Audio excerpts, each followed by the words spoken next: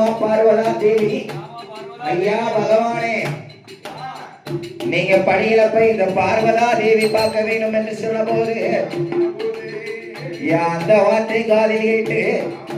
யாண்டவன் சிவபெருமானவர் யாதே சொல்வா தெரியுமா?